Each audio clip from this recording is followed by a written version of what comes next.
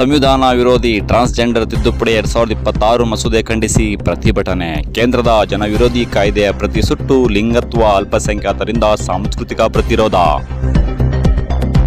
ನಮಸ್ಕಾರ, ಇದು ನೀವು ನೋಡ್ತಾ ಇದ್ದೀರಾ ನಿಮ್ಮ ನೆಚ್ಚಿನ ಟಾರ್ಗೆಟ್ ಟ್ರೂತ್. ನಾನು ನಿಮ್ಮ MJ.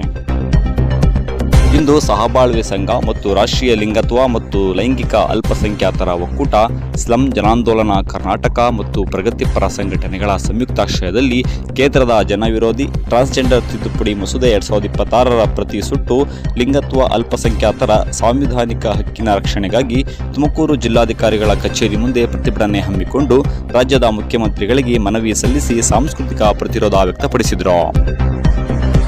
ಪ್ರತಿಭಟನೆಯನ್ನ ಬೆಂಬಲಿಸಿ ಸ್ಲಂ ಜನಾಂದೋಲನ ಕರ್ನಾಟಕ ಸಂಘಟನೆಯ ರಾಜ್ಯ ಸಂಚಾಲಕ ಎ ನರಸಿಂಹಮೂರ್ತಿ, ಪ್ರಗತಿಪರ ಸಂಘಟನೆಗಳ ಒಕ್ಕೂಟದ ಸೈಯದ್ ಮುಜೀಬ್ ಮಾತನಾಡಿದರು. ಮಂಗಳಮುಖಿ ಸಮುದಾಯದ ಮುಖಂಡರಾದ ದೀಪಿಕಾ, ಲಿಲ್ಲಿ, ದಿವ್ಯಾ, ಸುಮಾ, ಮಾನ್ಯ, ಡಯಾನಾ, ಗಗನ ಹಾಗೂ ಸಾವಿತ್ರಿ ಬಾಪುಲೆ ಮಹಿಳಾ ಸಂಘಟನೆಯ ಅನುಪಮ, ಶಾರದಮ್ಮ, ಪೂರ್ಣಿಮಾ, ಶಂಕರಯ್ಯ, ಸ್ಲಂ ಸಮಿತಿಯ ಪದಾಧಿಕಾರಿಗಳಾದ ಅರುಣ್, ತಿರುಮಲಯ್ಯ, ರಂಗನಾಥ್, ಸಂಧ್ಯಾ, ವಸಂತಮ್ಮ, ಮಂಗಳಮ್ಮ ಮುಂತಾದವರು ಪಾಲ್ಗೊಂಡಿದ್ದರು. ವರದಿ ಉದಯಕುಮಾರ್, ತುಮಕೂರು. ಇದು ಟಾರ್ಗೆಟ್ ಟ್ರೂತ್, ಸದಾ ನಿಮ್ಮೊಂದಿಗೆ. ನಮಸ್ಕಾರ. 2026 ಪಾರ್ಲಿಮೆಂಟ್ ನಲ್ಲಿ ಕೇಂದ್ರ ಸಚಿವರಾದಂತ ವೀರೇಂದ್ರ ಕುಮಾರ್ ಅವರು ಒಂದು ಮಸೂದೆಯನ್ನ ತೆಗೆದುಕೊಂಡು ಬರ್ತಾರೆ. ಆ ಮಸೂದೆಯನ್ನ ತೆಗೆದುಕೊಂಡು ಬರ್ತಾರೆ. ಅದರಲ್ಲಿ ಏನೇನಿದೆ ಏನಿಲ್ಲ ಅನ್ನೋದನ್ನ ಮಾರ್ಚ್ 13ರಿಂದ ಹಿಡಿದು ಮಾರ್ಚ್ 30ಕ್ಕೆ ಎಷ್ಟು ದಿನಗಳ ಅಂತರವಿದೆ. ಈ ಅಂತರದಲ್ಲಿ ರಾಷ್ಟ್ರಪತಿ ದ್ರೌಪದಿ ಮುರ್ಮು ಅವರು ಆ ಮಸೂದೆಯನ್ನ ಕಾಯ್ದೆಯಾಗಿ, ಕಾನೂನಾಗಿ ಸಹಿ ಮೂಲಕ ನಮೂದಿಸ್ತಾರೆ. ಸ್ನೇಹಿತರೆ, ಏನಂದ್ರೆ ಅದರಲ್ಲಿ ಬಂದಿರೋದು ಮುಖ್ಯವಾಗಿ ಏನಂದ್ರೆ ಒಂದು 4 ನಮ್ಮಲ್ಲಿ ಸಾಕಷ್ಟು ವೈವಿಧ್ಯತೆಗಳಿದಾವೆ. ಜೋಗತ, ನಪೋಸಕ, ಅರ್ವಾನಿ, ಕಿನ್ನರ್, ಈ 4 ವೈವಿಧ್ಯತೆಗಳನ್ನ ನಮೂದಿಸ್ತಾರೆ. ಅದರ ಕೆಳಗಡೆ ಇನ್ನು ಸಾವಿರಾರು ವೈವಿಧ್ಯತೆಗಳಿದಾವೆ. ನಾನ್ ಬೈನರಿ ಇದೆ, ಅಂತರ್ಲಿಂಗಿ ಇದೆ, ಗಂಡಾಗಿ ಹುಟ್ಟಿ ಹೆಣ್ಣಾದವರು ಇದ್ದಾರೆ, ಹೆಣ್ಣಾಗಿ ಹುಟ್ಟಿ ಗಂಡಾದವರು ಇದ್ದಾರೆ. ಎಲ್ಲ ಅಂಶಗಳನ್ನ ಆ ಸಮುದಾಯದ ಪ್ರತಿನಿಧಿಗಳನ್ನ ತೆಗೆದುಕೊಂಡು ಪ್ರಜಾಸತ್ತಾತ್ಮಕವಾಗಿ ಸಮಾಲೋಚನೆ ನಡೆಸದೆ ಆ ಸ್ವಲ್ಪ ದಿನಗಳ ಅಂತರದಲ್ಲಿ ಅಲ್ಲಿ ಒಂದು ಹಕ್ಕುಗಳ ಹಗರಣ ಆಗುತ್ತೆ.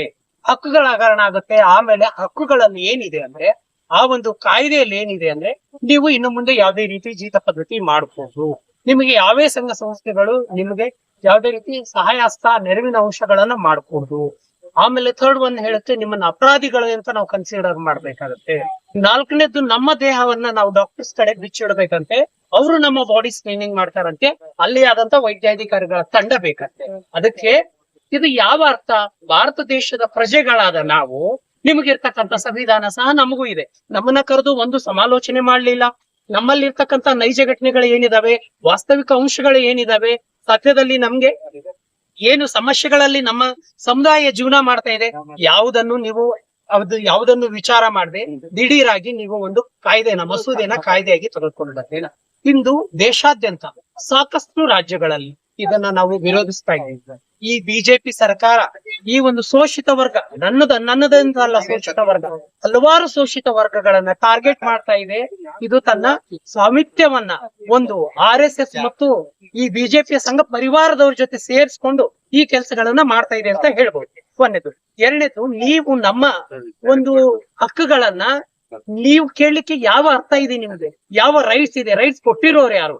ಇವತ್ತು ನೀವು ಹಲವಾರು ಸುಳ್ಳು ಆಶ್ವಾಸನೆಗಳನ್ನ ಹೇಳಿಬಿಟ್ಟು ಇವತ್ತು ಹೋಗಿ ನೀವು ಸಂಸದರ ಸ್ಥಾನದಲ್ಲಿ ಕೂತಿರೋದು ನೀವು. ಈ ಒಂದು ಅಂಕಿಅಂಶಗಳಲ್ಲಿರ್ತಕ್ಕಂಥ ನಮ್ಮ ಸಮುದಾಯವನ್ನ ಟಾರ್ಗೆಟ್ ಮಾಡೋದು ಎಷ್ಟರ ಮಟ್ಟಿಗೆ ಸರಿ?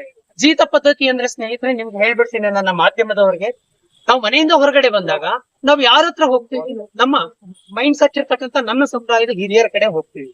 ಇವತ್ತು ನಾವು ಅಲ್ಲಿ ಹೋಗಿ ಇರ್ಕೊಂಡು ಯಾವುದೇ ರೀತಿ ನನ್ನ ಲಿಂಗ ಅಂಗಗಳನ್ನ ಬದಲಾವಣೆ ಮಾಡ್ಕೊಳ್ಬಾರ್ದು ಅನ್ನೋದಂತ ಕಾನೂನನ್ನ ತರ್ತೀವಿ.